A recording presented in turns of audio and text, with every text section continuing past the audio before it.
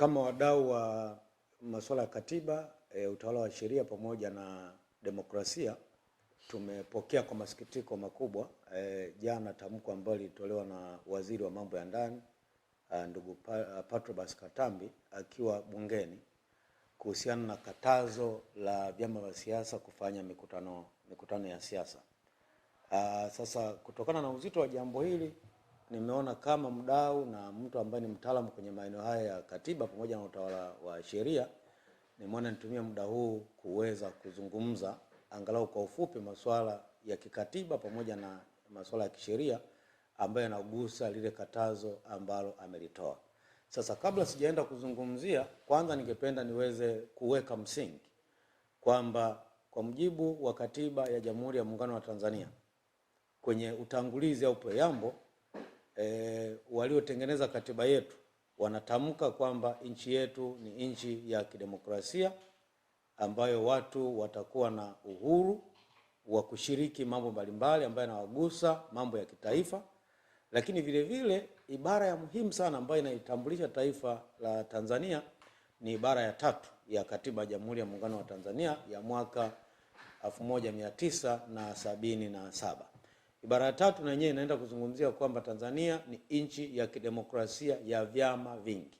Kwa tunapozungumzia uwepo wa vyama vingi, sio kusajiliwa tu. Vyama vingi ni pamoja na kufanya shughuli zake za kisiasa.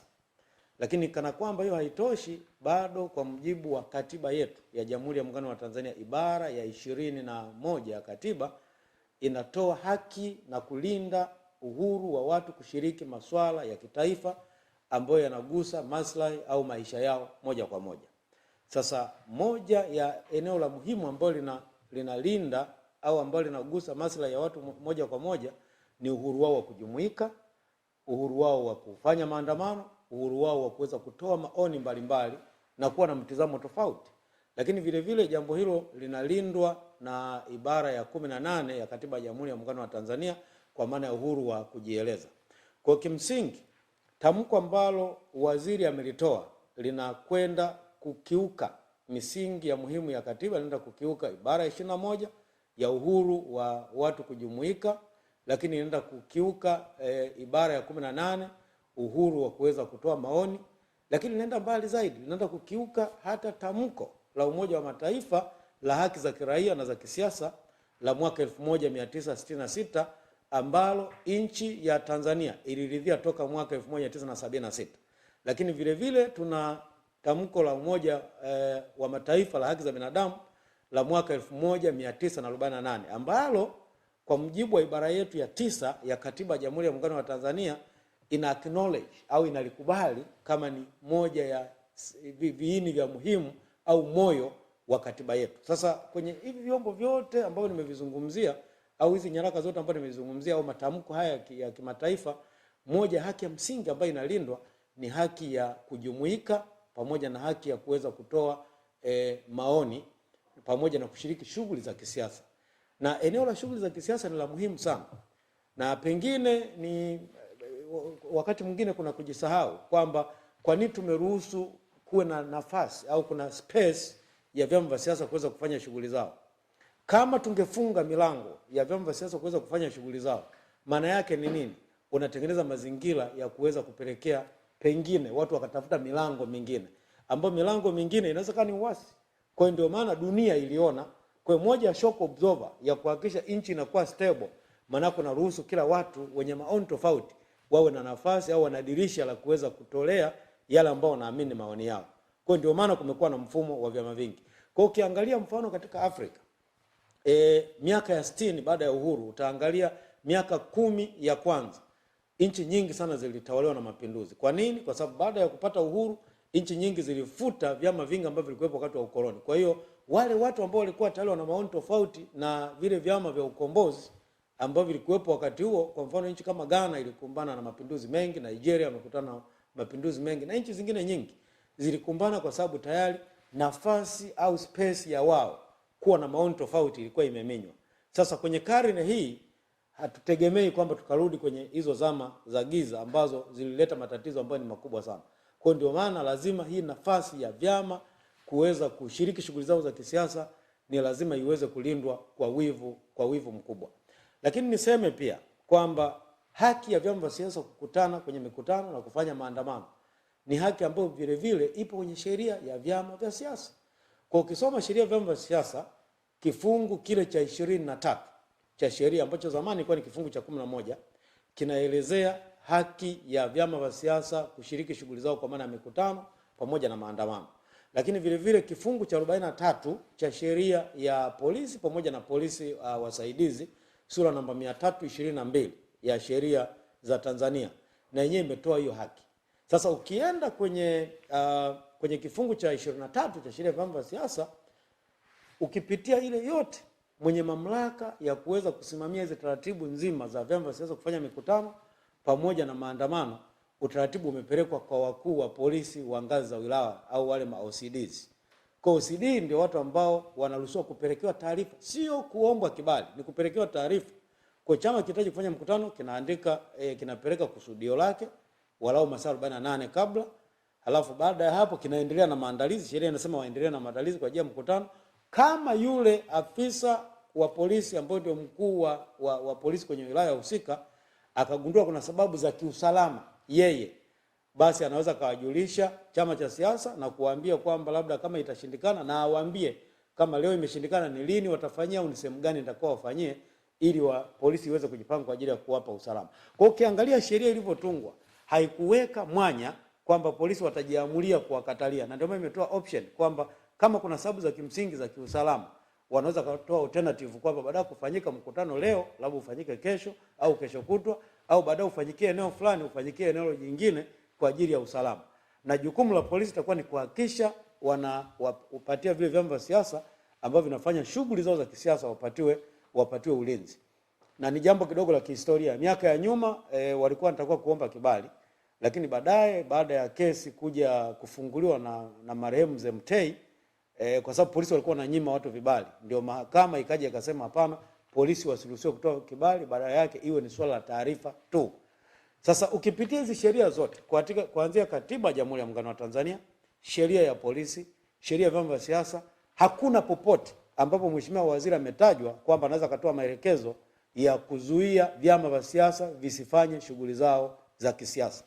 Kwa kitu ambacho amekifanya mheshimiwa waziri kwa heshima kabisa, kwa sababu yeye nimeambiwa ni mwanasheria, ni jambo ambalo kwa kweli ni fedheha, ni jambo ambalo ni aibu kwa taifa. Nisingetegemea sana mheshimiwa waziri ambaye ana taaluma ya sheria kwamba anaweza katoa tamko au agizo ambalo najua kabisa ni batili kwa kiwango hicho, tamko ambalo linapingana kabisa na sheria, linapingana na katiba, linapingana na kila mikataba ya kimataifa ambayo Tanzania imeridhia. Kwa hiyo ni kitu ambacho kwa kweli ni kitu ambacho hakipo sawa kabisa.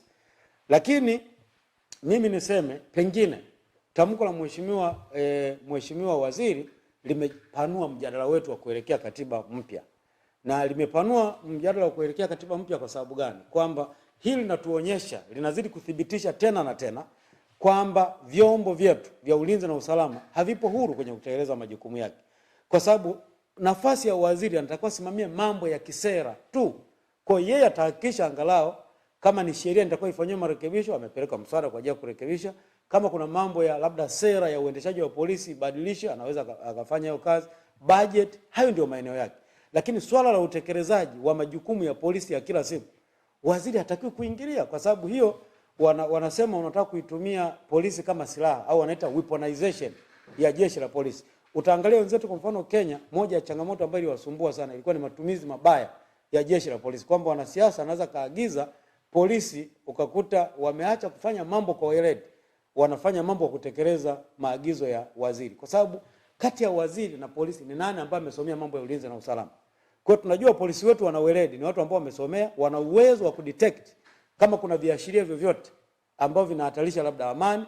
Kwa hiyo tutegemea polisi ndio wangesema kwamba wameona viashiria fulani, halafu baada hapo wakatoa muongozo kwamba tuweze kufanya kitu gani. Lakini kwenye hii unaona kabisa wakati mikutano ya vyama vya siasa vinaendelea, tena wametegea kipindi ambacho imeshamiri, tena hakuna vurugu, kila jambo limeenda vizuri. Ghafla tulisikia kwanza kuna chama kimoja cha siasa kilianza kutoa kama maneno ambayo yaliashiria kwamba mbeleni kuna jambo linaenda kutokea. Chama cha Mapinduzi kuna matamko wametoa hapa, Na ukiangalia ni kama vile waziri amekuja sasa kupitia kwenye yale matamko ya Chama cha Mapinduzi.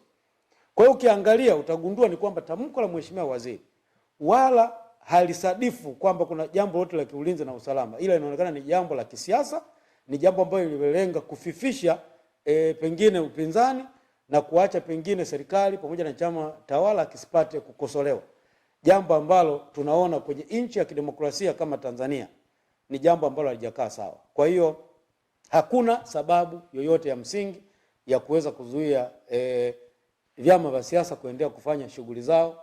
Najua waziri ametamka kwamba mpaka CCM imezuiliwa, lakini naamini yawezekana hiyo CCM imetamka tu kwa sababu pengine CCM hawana mikutano tunayo kuendelea kufanya. Kwa sababu kwa namna siasa ilivyo kila mmoja ameweza kuona mambo yanaenda. Kwa hiyo inawezekana ameamua tu kwamba at least tuseme kwamba na CCM imezuiwa na vyama vingine ambavyo kimsingi havina uwezo hata kufanya mikutano. Kwa hiyo kimsingi ile lengo anaonekana kwenye mazingira hayo. Kwa mimi nafikiri ni jambo ambalo kwa kweli mheshimiwa waziri amejielekeza vibaya, na mheshimiwa rais kwa ajili ya kulinda, kwa sababu mwisho wa siku mkuu wa nchi anayebeba taswira ya taifa ni mkuu wa nchi. Kwa hiyo nimuombe mheshimiwa rais kwa ajili ya kuendelea kulinda taswira na kulinda kile kitu ambacho alivyoingia madarakani alionyesha kwamba anataka vyama vya siasa vipate nafasi ya kufanya shughuli zao za kisiasa.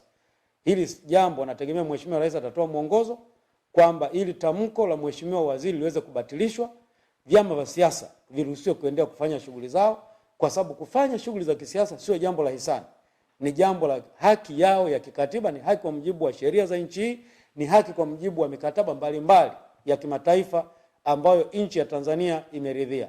Na kuendelea kushupaza shingo ni kutengeneza mazingira ambayo pengine unataka hawa ambao wamenyimwa nafasi ambayo ipo kwa mujibu wa sheria, unataka watafute sasa mlango mwingine. Ni mlango gani? Nafikiri anayetaka wafanye vile, labda yeye anaweza kufikiria anataka wafanye nini, lakini mimi naamini inaweza ikatupelekea kwenye mazingira ambayo ni magumu.